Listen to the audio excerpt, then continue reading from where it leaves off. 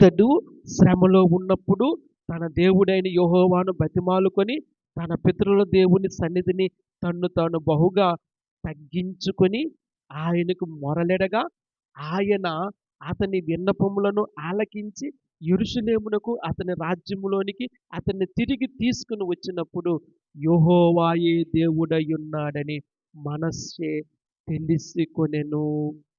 దేవుని నామానికి మహిమ కలుగును గాక. దేవుడు విడిచిపెట్టడు ప్రియులారా.